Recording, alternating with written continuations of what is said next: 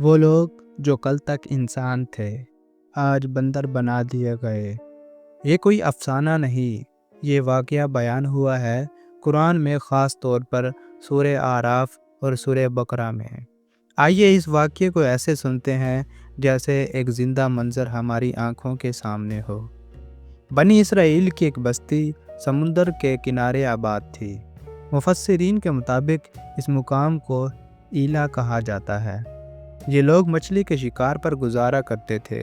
ان کی معیشت، ان کی روزی اور ان کی زندگی سب کچھ مچھلی سے وابستہ تھا۔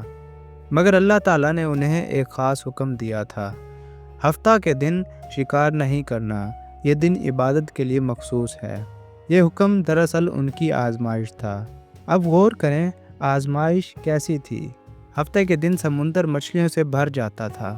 بڑی بڑی مچھلیاں پانی کی سطح پر آ جاتیں، یوں لگتا جیسے شکار خود ہاتھ میں آ رہا ہو۔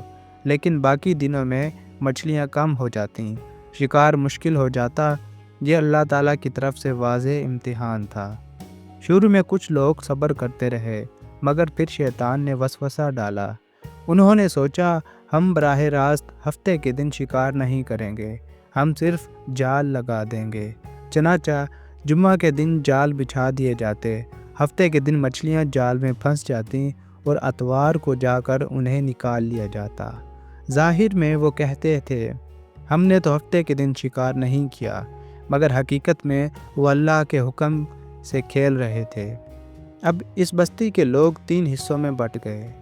نافرمان لوگ، وہ جو کھلم کھلا ہیلا کر رہے تھے۔ دوسرے نمبر پر ہے نصیحت کرنے والے، جو انہیں روک رہے تھے، کہتے تھے اللہ سے ڈرو، یہ چالاکی نہیں چلے گی۔ تیسرے نمبر پر خاموش رہنے والے، جو کہتے تھے جب اللہ انہیں ہلاک کرنے والا ہے تو تم کیوں سمجھاتے ہو؟ مگر نصیحت کرنے والوں نے جواب دیا، تاکہ ہم اپنے رب کے سامنے بری الذمہ ہو جائیں۔ پھر وہ دن آیا جب نافرمانوں نے حد پار کر دی۔ وہ پہلے سے زیادہ جال لگانے لگے، ہنسی مذاق اڑانے لگے، نصیحت کرنے والوں کا مذاق اڑاتے۔ تب اچانک اللہ کا فیصلہ نازل ہوا۔ قرآن مجید میں الفاظ آئے، ذلیل بندر بن جاؤ۔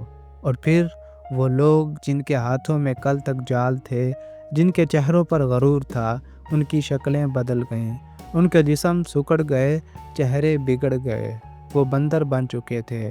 روایات کے مطابق وہ 3 دن تک اسی حالت میں رہے۔ وہ اپنے رشتہ داروں کو پہچانتے تھے، آنکھوں میں شرمندگی تھی، مگر بول نہیں سکتے تھے۔ وہ نہ کھاتے تھے نہ پیتے تھے۔ پھر 3 دن بعد وہ سب ہلاک ہو گئے۔ اہم بات یہ ہے، آج کے بندر ان کی نسل نہیں ہیں، وہ نسل آگے نہیں بڑھی۔ یہ واقعہ صرف سزا کی کہانی نہیں، یہ نیتوں کی کہانی ہے۔ اللہ کو الفاظ سے نہیں، نیت سے دھوکہ دینے کی کوشش کی گئی۔ انہوں نے سمجھا کہ قانون کی زبان بدل کر وہ حکم سے بچ جائیں گے، مگر اللہ نیتوں کو جانتا ہے۔